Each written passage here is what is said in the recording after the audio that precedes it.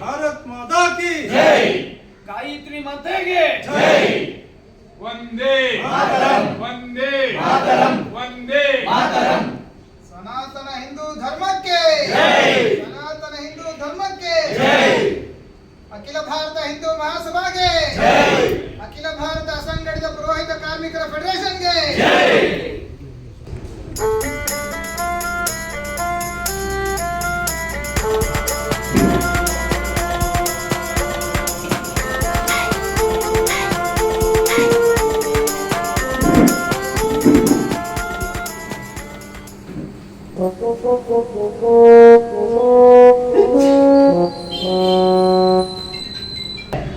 ವಕೀಲರ ಸಲಹೆ ಆಗ್ಬೋದು ಅಥವಾ ನಮ್ಮ ನ್ಯಾಯಮೂರ್ತಿಗಳ ಸಲಹೆ ತಗೊಂಡು ಅಸಂಘಟಿತ ಅಂತ ನೀವು ರಿಜಿಸ್ಟ್ರೇಷನ್ ಮಾಡಿದ್ರೆ ನಿಮಗೆ ಸರ್ಕಾರ ಸೌಲಭ್ಯಕ್ಕೆ ಸಹ ಸಾಧ್ಯತೆ ಇದೆ ಅಂತ ಕೇಳೋದು ಆಯಿತು. ಆಮೇಲೆ ಕಾರ್ಮಿಕರು ಅಂತ ಸೇರಿಸಿ ಅವಾಗ ಲೇಬರ್ ಆ್ಯಕ್ಟ್ ನಿಮಗೆ ಏನು ಅಪ್ಲೈ ಆಗುತ್ತೆ. ಅದರಿಂದ ಎಲ್ಲ ಅರ್ಚಕರು ಕೂಡ ಒಂದು ಅನುಮೋದನೆ ಮತ್ತು ಅನೇಕ ವಿಧವಾದ ಸರ್ವತೋಮುಖ ಅಭಿವೃದ್ಧಿಗೆ ಸರ್ಕಾರದಿಂದ ಏನಾದ್ರು ಮಾಡ್ಬೋದು ಅನ್ನೋ ಒಂದು ಸಲಹೆ ಮೇರೆಗೆ ನಾವು ನಮ್ಮ ಶ್ರೀನಿವಾಸ ಜೈಸರು ಮತ್ತು ನಮ್ಮ ಸತೀಶ್ ಸಿಂಹ ಅವರು ಮತ್ತು ಅಧ್ಯಕ್ಷರು ಮತ್ತು ಫಣೀಂದ್ರ ಅವರು ಇನ್ನೂ 3 ಜನ ಇದ್ದಾರೆ. ಅವರೆಲ್ಲರೂ ಕೂಡ ಕೂತ್ಕೊಂಡು ಮಾತಾಡಿ ಇದನ್ನು ನಾವು 3 ವರ್ಷದ ಮುಂಚೆ ರಿಜಿಸ್ಟ್ರೇಷನ್ ಮಾಡೋದು. ಇದನ್ನು ಯಾವ ರೀತಿ ಮಾಡಬೇಕು ಅಂತ ಲೇಬರ್ ಆ್ಯಕ್ಟಲ್ಲೇ ಮಾಡಿದ್ದ ಕೇಳಿದ್ರೆ ಲೇಬರ್ ಆ್ಯಕ್ಟಲ್ಲೇ ಮಾಡಿದ್ವಿ. ಇವತ್ತಿನ ಸ್ಥಾಪನೆ ಮಾಡಿ 3 ವರ್ಷ ಆದ ನಂತರ ಅಪ್ಲೈ ಆಗಬೇಕಾದ್ರೆ ಅನೇಕ ಏನು ಸರ್ಕಾರದ ದೇಣಿಗೆ ಬರಬೇಕಾದ್ರೂ ಕೂಡ 3.5 ವರ್ಷ ಆಗಬೇಕು ಅಂತ ರೂಲ್ಸಲ್ಲಿದೆ.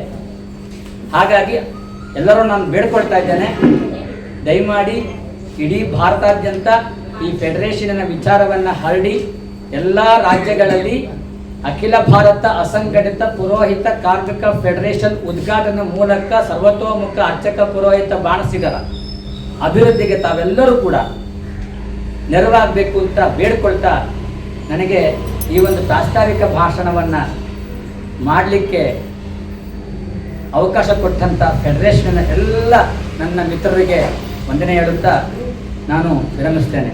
ಜೈ ಕರ್ನಾಟಕ ಮಾತೆ. ಈ ಒಂದು ನಮ್ಮ ಈ ಸಂಸ್ಥೆಯೊಳಗೆ ನಾವೇನ್ ಮಾಡಿದ್ದೀವಿ ಅಂತಂದ್ರೆ ಬರೀ ಬ್ರಾಹ್ಮಣರು ಅಂತಾನೆ ಅಲ್ಲ, ಇದ್ರೊಳಗೆ ವೃತ್ತಿಪರ ಸಂಘಟನೆಗಳು ಅಂತ ವೃತ್ತಿಪರ ಸಂಘಟನೆಗಳು ಅಂತ ಹೇಳಬೇಕು ಅಂತಂದ್ರೆ ನಮ್ಮ ಈ ಒಂದು ಅರ್ಚಕ ವೃತ್ತಿ ಯಾರ್ಯಾರು ಮಾಡ್ತಾ ಇದ್ದಾರೋ ಬ್ರಾಹ್ಮಣರು ಅಂತಾನೆ ಅಲ್ಲ, ಎಲ್ಲಾ ಒಂದು ಜಾತಿ ಜನಾಂಗದಲ್ಲೂ ಯಾರ್ಯಾರಿದ್ದಾರೋ ಅವರೆಲ್ಲರೂ ಈ ಒಂದು ಸಂಸ್ಥೆಗೆ ಸೇರಿಕೊಂಡು ನಮ್ಮ ಒಂದು ಕೊಟ್ಟಿರ್ತಕ್ಕಂಥ ನಾವು ಅನುದಾನಗಳನ್ನ ಕೊಟ್ಟಿದ್ದೀವೋ ಅದೆಲ್ಲ ದಯವಿಟ್ಟು ಎಲ್ಲರೂ ತಗೊಳ್ಳಿ ಅಂತ ಇನ್ನೊಂದು ಸಲ ಹೇಳ್ತಾ ಇದ್ದೀನಿ.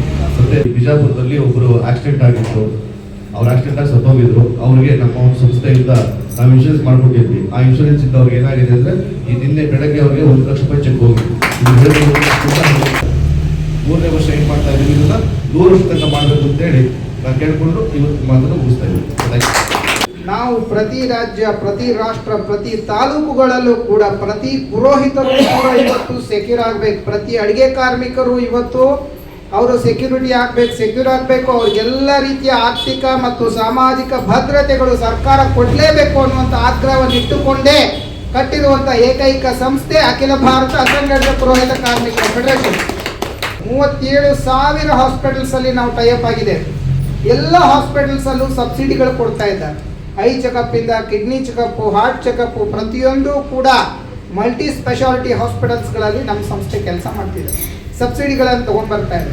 ಪ್ರಿವಿಲೇಜ್ ಕಾರ್ಡ್ಗಳನ್ನು ಕೊಡ್ತಾ ಇದ್ದೇವೆ. ಮುಖ್ಯವಾಗಿ ಪ್ರತಿಯೊಬ್ಬರೂ ಕೂಡ ಸ್ವಯಂ ಉದ್ಯೋಗವನ್ನು ಮಾಡಲಿಕ್ಕೆ ಮನೆಯಲ್ಲಿ ಚಟ್ನಿ ಪುಡಿ ಮಾಡ್ಬೋದು, ಬಟ್ಟೆಯನ್ನು ಹೊಲಿಬೋದು, ಈ ರೀತಿ ಸ್ವಂತ ಉದ್ಯೋಗವನ್ನು ಮಾಡ್ತಾರೆ ಅಂತಂದರೆ ಅದಕ್ಕೂ ಕೂಡ ನಾವು ಸಾಲವನ್ನು ಕೊಡುವಂಥ ಒಂದು ಯೋಜನೆಯನ್ನು ಕೂಡ ಇವತ್ತಿನ ದಿವಸದಲ್ಲಿ ಈ ಮೂಲಕವಾಗಿ ನಮ್ಮ ರಾಷ್ಟ್ರೀಯ ಪ್ರಧಾನ ಕಾರ್ಯದರ್ಶಿಯವರ ಮುಂದೆ ಘೋಷಣೆ ಮಾಡ್ತಾ ಇದ್ದೇವೆ.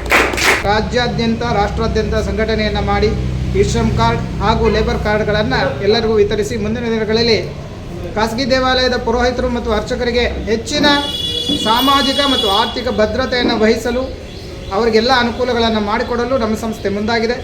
ಇನ್ನು ಅನೇಕ ಕ್ಯಾಂಪ್ಗಳು, ಬ್ಲಡ್ ಡೊನೇಷನ್ ಕ್ಯಾಂಪುಗಳು, ಐ ಚೆಕಪ್ಪು, ಹಾರ್ಟು, ಕಿಡ್ನಿ, ಈ ರೀತಿ ಅನೇಕ ಯೋಜನೆಗಳನ್ನು ಇವತ್ತು ಮಾಡಿದ್ದೇವೆ. ತಮ್ಮೆಲ್ಲರಿಗೂ ಕೂಡ ಧನ್ಯವಾದಗಳು. ಜೈ ಶ್ರೀರಾಮ್, ಜೈ ಹಿಂದೂ ರಾಷ್ಟ್ರ. ಸಂಸ್ಥಾಪಕ ರಾಷ್ಟ್ರೀಯ ಅಧ್ಯಕ್ಷರು ಡಾಕ್ಟರ್ ಎಂ ಅನಂತಮೂರ್ತಿ. ನಮಸ್ಕಾರ. ಅಖಿಲ ಭಾರತ ಅಸಂಘಟಿತ ಪುರೋಹಿತ ಕಾರ್ಮಿಕರ federation youth president Shri Shashank Sharma ಮಾತಾಡ್ತಾ ಇದ್ದೇನೆ.